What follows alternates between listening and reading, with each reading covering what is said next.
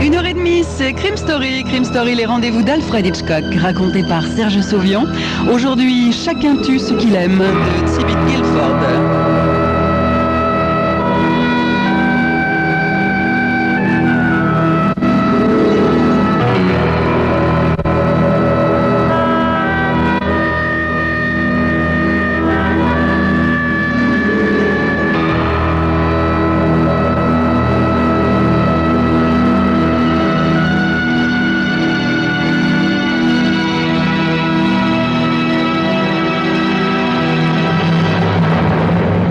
Éléonore descend du tram à son arrêt habituel.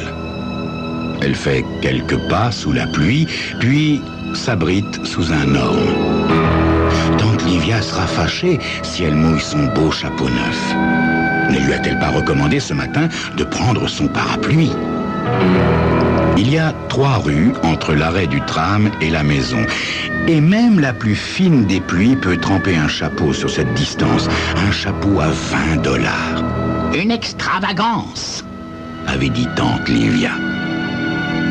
Alors, Éléonore prend une décision rapide et osée. Elle ôte l'épingle du chapeau et le fourre sous son manteau.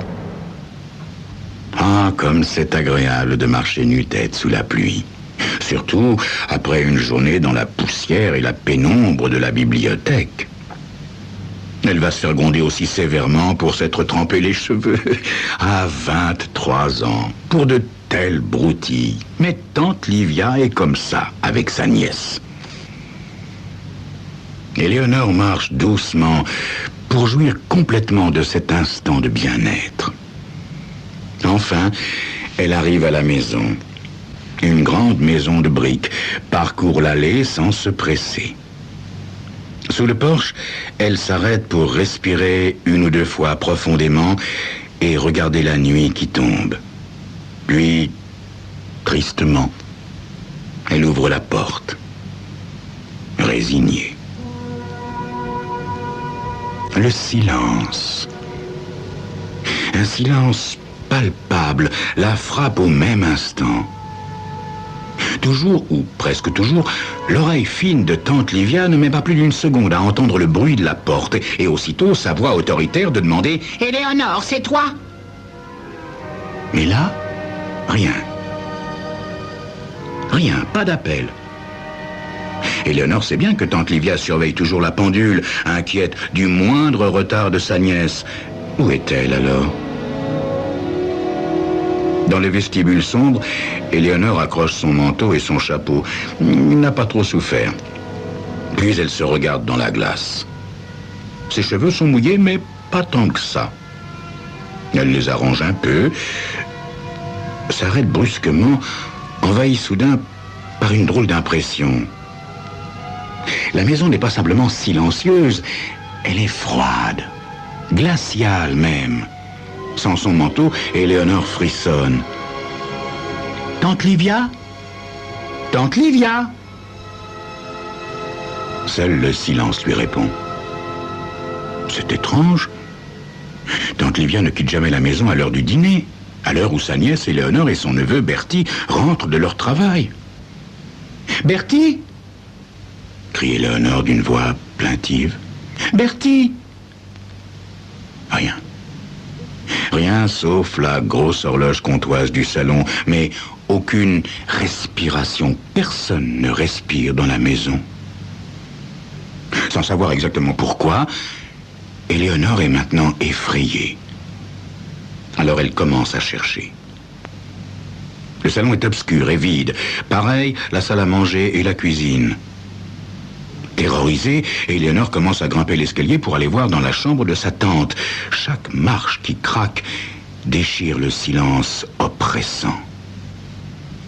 La porte de la chambre de tante Livia est fermée. Aucun rayon de lumière ne filtre de dessous. C'est bizarre, ça. Tante Livia laisse toujours sa porte ouverte pour savoir tout ce qui se passe dans la maison. Est-ce qu'elle dort? Non, c'est impossible. « Tante Livia ?» dit la jeune fille en frappant doucement. « Tante Livia ?» Pas de réponse. Alarmée, elle tourne le bouton et pousse doucement. La porte ne résiste pas beaucoup, enfin, pas longtemps. Éléonore, pressentant un malheur, est complètement paniquée. Elle sent quelque chose de long et de grand qui bloque légèrement la porte. Elle insiste jusqu'à ce que l'ouverture soit assez grande pour la laisser passer.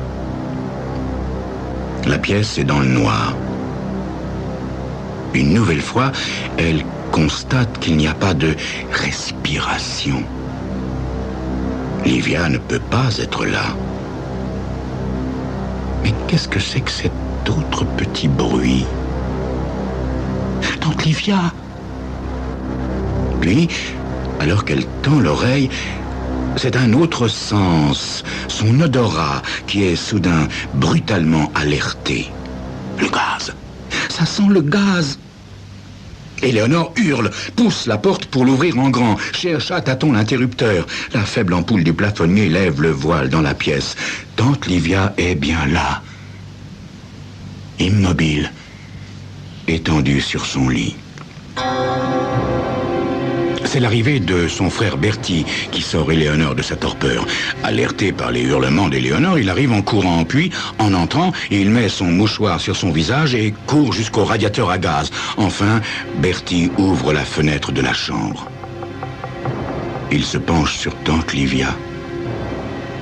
Éléonore, impuissante et anxieuse, attend. Elle est morte, dit Bertie. Tu es sûr? Certain, oui. T'as qu'à vérifier.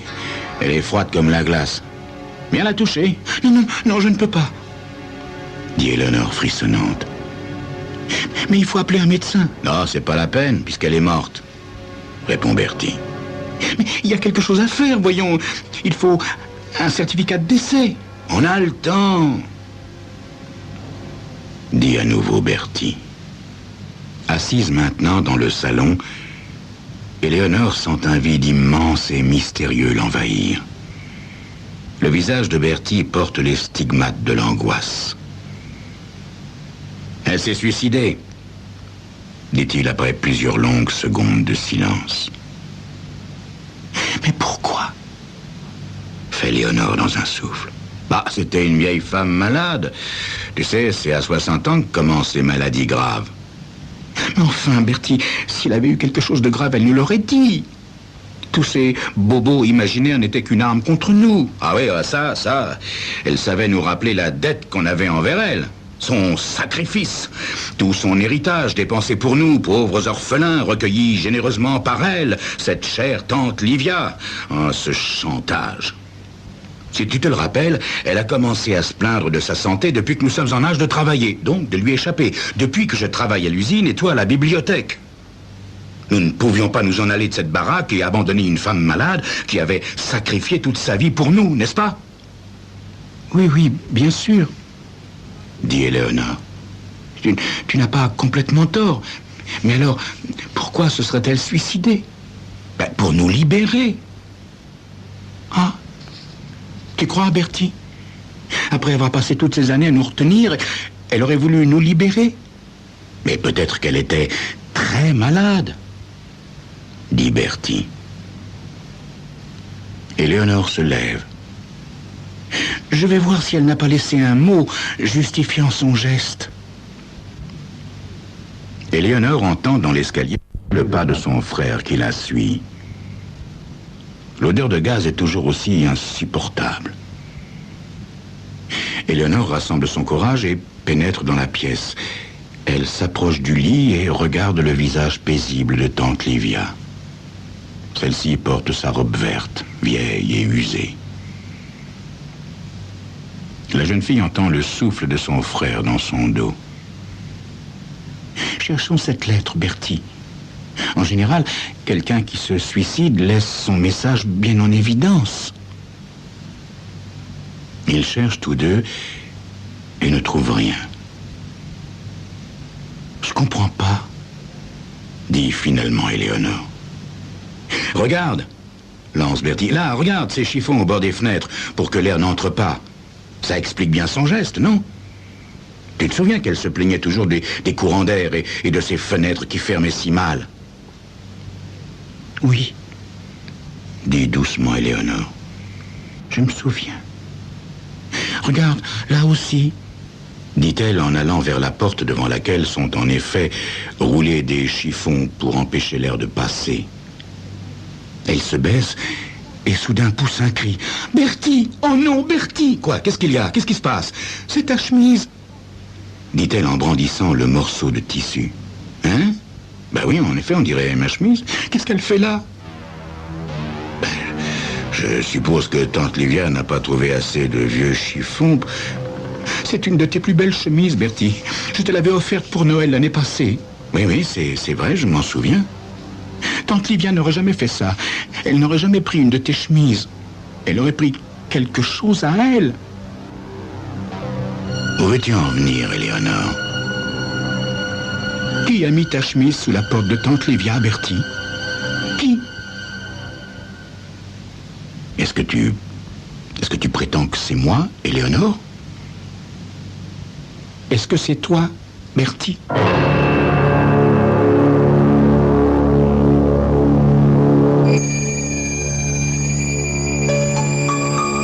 Le doute soudain d'Éléonore est-il justifié? Vous le saurez dans quelques instants.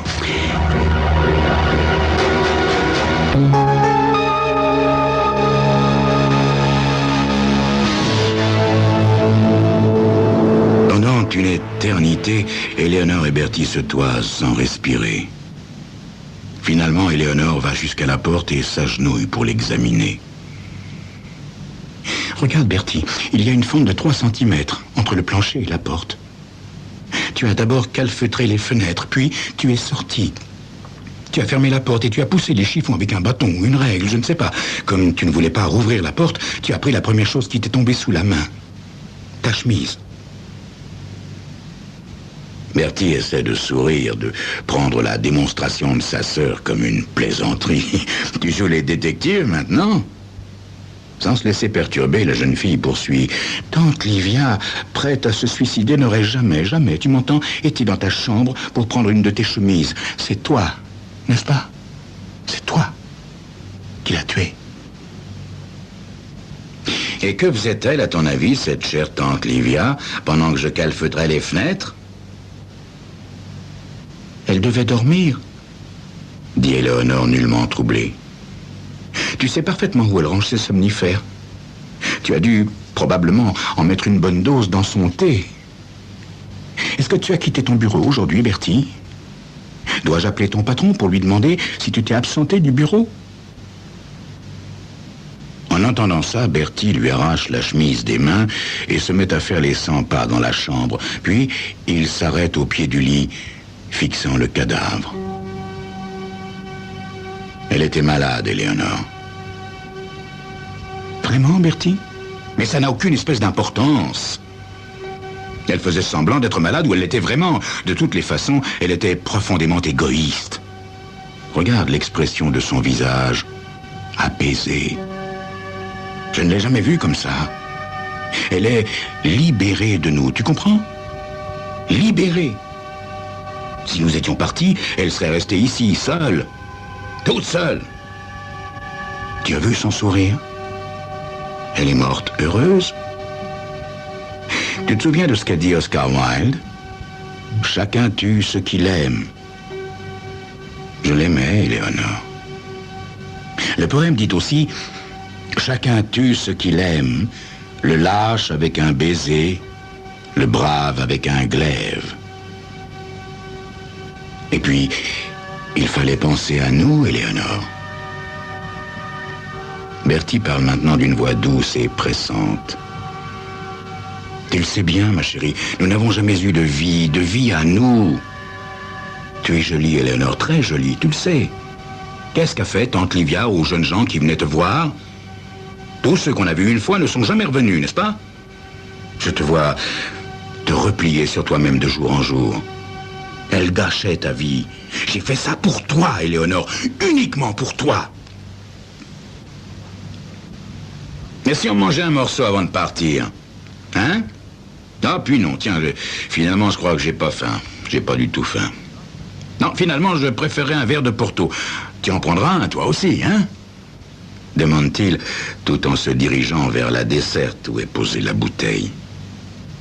Oui, dit Éléonore. Oui, je pense que ça nous fera du bien à tous les deux. Bertie s'affaire de dos sur la desserte. On entend le tintement nerveux des verres. Ses mains tremblent. Il met un certain temps à remplir les 2 verres. Enfin, il se retourne, les verres remplis au ras-bord sur un petit plateau d'argent. « À ta santé et à ton bonheur, ma chère petite sœur, » dit-il en levant son verre. « Tu ne bois pas ?»« Si, bien sûr, » dit Éléonore, qui avale quelques petites gorgées. « Je me demande ce que tu vas faire de cette maison maintenant, » dit le jeune homme. « Ce n'est pas le moment de penser à ça, Bertie. Finis ton verre et partons. Il le faut vraiment. » « Oh, je t'en prie, petite sœur. Encore un petit verre, un dernier petit verre de Porto et nous y allons, hein ?» Bertie va jusqu'à la desserte, remplit les 2 verres et entend un à sa sœur. « Tiens, allez, bois. » « Non, je ne suis pas une buveuse, » dit Éléonore. « Mais enfin, si, ça peut peut-être me donner du courage. » Et elle avale une nouvelle gorgée de son Porto. Tout à coup, le fauteuil dans lequel elle est assise semble plus confortable, plus souple.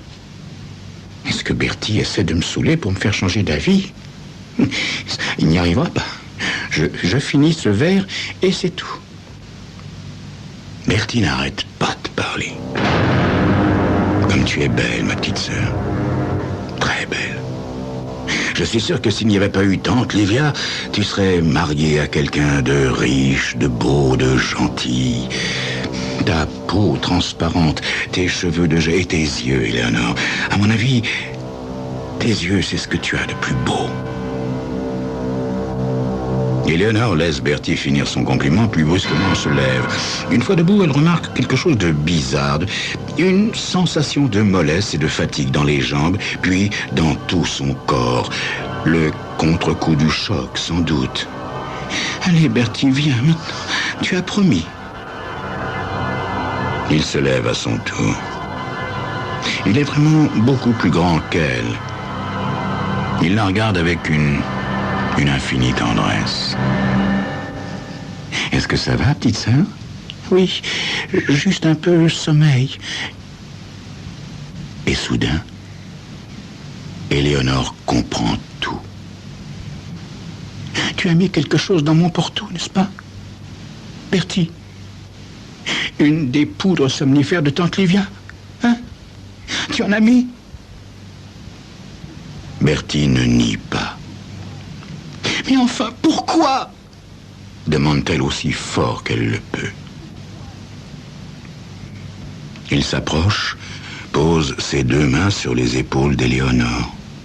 « Chacun tue ce qu'il aime, » dit-il gentiment. Combien de fois me suis-je récité ces lignes en pensant à elle? Chacun tue ce qu'il aime, le lâche avec un baiser, le brave avec un glaive. Tante Livia nous a tués avec ses baisers. Elle était lâche, elle nous a étouffés. Oscar Wilde avait raison. L'amour d'un brave est infiniment meilleur. J'aimais notre tante. C'est une main pleine d'affection qui lui a donné la poudre, qui a calfeutré avec les chiffons et qui a ouvert le gaz. Et tu vas faire la même chose pour moi, Bertie? Oui, parce que je t'aime, Éléonore. Je ne peux pas te laisser seule avec ce cadavre et moi en prison. Mais je ne veux pas mourir, hurle-t-elle. Je ne veux pas mourir. Mais il le faut, petite sœur chérie, dit doucement Bertie, la serrant dans ses bras. Soudain, quelque chose venant du plus profond de son petit être fragile ressurgit à la surface avec une violence incroyable. Éléonore se redresse, libère un de ses bras, puis l'autre, et se met à frapper Bertie violemment. Complètement surpris, il n'a pas bougé. « Salaud, sale menteur, hypocrite, meurtrier! Comment oses-tu parler d'amour? En fait, tu n'aimes que toi, c'est ça, oui! En me tuant aussi, plus d'obstacles, n'est-ce pas? Tu n'aimes et tu n'as jamais aimé que toi, ton Oscar Wilde, tu parles !» Bertie est effondré. Affaissé comme une marionnette dont on a coupé les ficelles. Il finit par se lever et sans un mot ni un regard, s'enfuit. Éléonore l'entend monter les escaliers puis claquer la porte de tante Livia. Pendant un instant, son cerveau tourne à vide. Puis, elle comprend. Elle comprend tout. Se précipite à son tour dans l'escalier. La porte de la chambre est fermée. Il a poussé quelque chose de lourd derrière pour se barricader. Bertie! Pas de réponse. En revanche, elle entend des bruits de fenêtres, puis des sons plus légers, comme des chuchotements de bruit, tels des chiffons qu'on enfonce dans des fentes. « Bertie, je t'en supplie, non, ne fais pas ça !» Enfin, un autre son, ténu, si ténu qu'elle met un certain temps avant de pouvoir le reconnaître. Le sifflement du gaz. Oh non, mon Dieu, Bertie! Éléonore se demande qui peut bien lui porter secours. Elle sort comme une furie.